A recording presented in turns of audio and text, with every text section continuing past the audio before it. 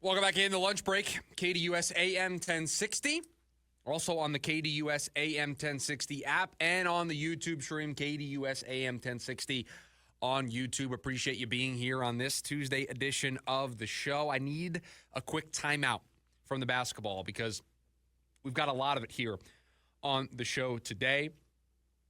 And we're going to get into some football. And I think it was a few weeks ago, maybe it was last week on the show, we talked about a story in ESPN that was an offseason guide, an offseason preview for all the teams, and they focused mainly on the teams that were out of the playoffs. And we talked to you about Kaiser White, and we talked to you about the kicker situation for the Cardinals and what their biggest offseason priority was and compared it to what we thought the biggest offseason priority was. Well, there's a new piece to that puzzle in that story, and it talked about a big prediction for the offseason.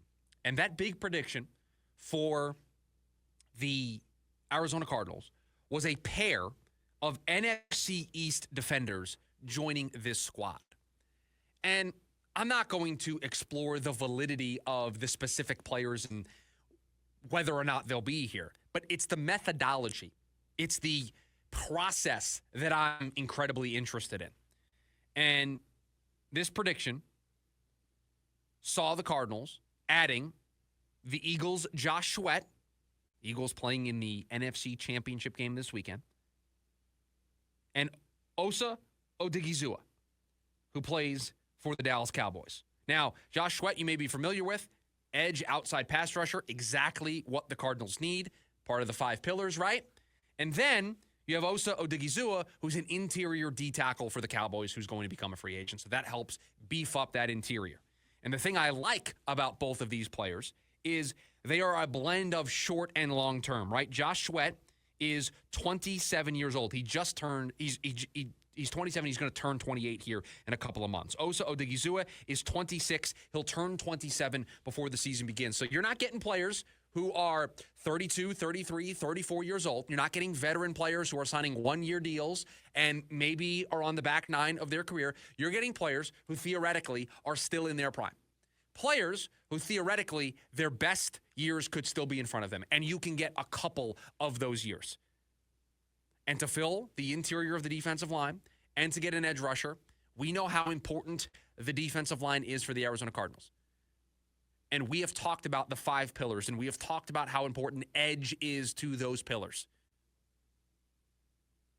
And so where I come down on this is, I don't know if Josh Sweat's going to come here. I don't know if Osa Odigizua is going to come here. I don't know if those players exactly are going to be the players that end up with the Arizona Cardinals. I get the Eagles link, Josh Sweat there in Philadelphia. That's where Jonathan Gannon was. You can make all the connections in the world. Osa Odigizua, a player that played in the NFC East, so Gannon might be familiar with. I get it. I understand the reason why you would make that leap. And at this time of year, when you're making these free agency predictions, it's nice to have something to bet on instead of just throwing darts at a dartboard. It's nice to say, well, this coach used to be there, right? I'm here to tell you, the Lions, any free agents they have are obviously going to be linked to now Ben Johnson with the Bears and wherever Aaron Glenn ends up, right? It's easy to make those connections. So I get it. So I don't know if those players are going to be here. But what I like about the prediction is it shows a proper methodology.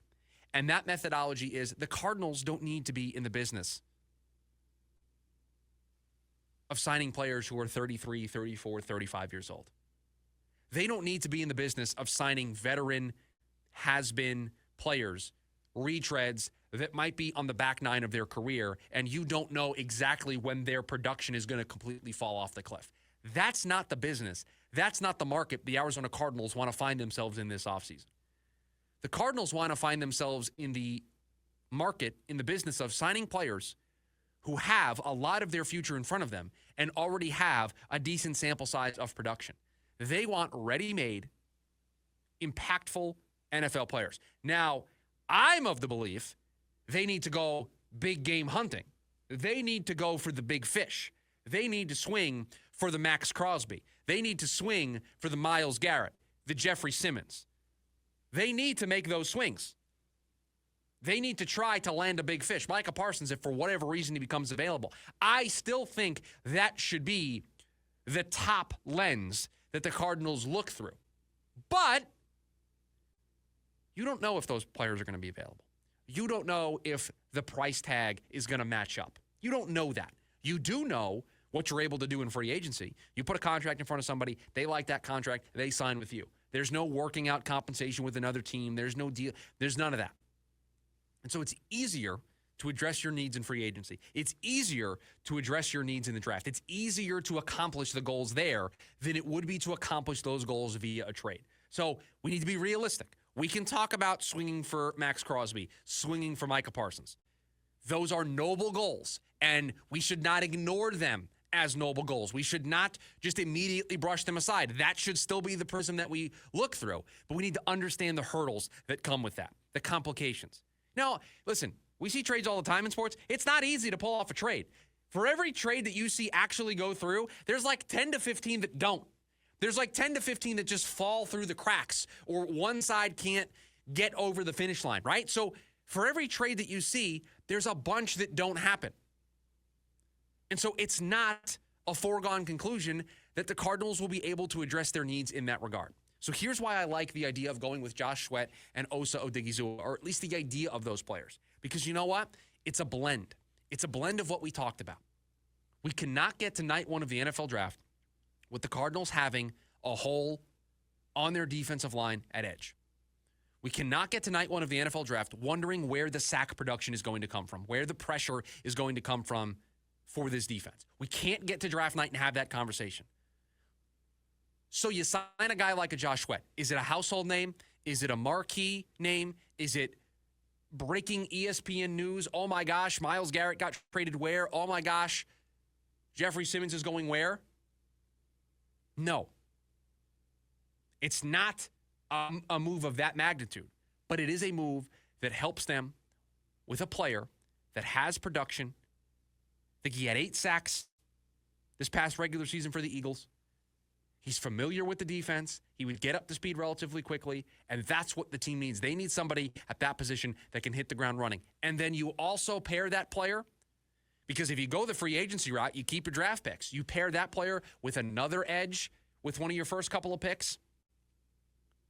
Now you have a well-rounded, deep edge group. And we've told you this. The Suns aren't just missing one bona fide edge player. They're missing a whole room. Now, you need to have one stud, and Josh Sweat would probably be that stud, while you hope for Darius Robinson or your other draft pick that you make to fill that void later on. But for the 5-pillar conversation, it would be Josh Sweat. I don't know what that does for everybody. I don't know if you feel the same way you feel about Marvin Harrison Jr. or Paris Johnson Jr. or Garrett Williams. I don't know if you feel the same way about Josh Sweat being the edge pillar as you do the other pillars, but it's at least a better group. It's at least a more well-rounded group. And so that's what I like about this. The Arizona Cardinals this offseason have to address their edge group through every means necessary. Let's trade for a guy. Let's sign somebody in free agency, and let's draft somebody. Let's use every tool in the toolbox to add to that edge room. The same thing, truthfully, with the interior offensive line. Let's sign a guy. Let's trade for a guy. Let's draft and develop a guy. Those are the two big needs for this team, the two lines, the trenches, where the games are won. And so I would use every means necessary that is available to me as a general manager to address that. I'm turning over every stone. I'm flipping over every rock. I'm making every phone call. The Phoenix Suns are not the Arizona Cardinals. See, I knew I was going to do it at some point. I knew I was going to get so angry in today's show at the top that I was going to sneak the Phoenix Suns in where they didn't belong. The Arizona Cardinals don't just need one edge rusher. They need multiple edge rushers.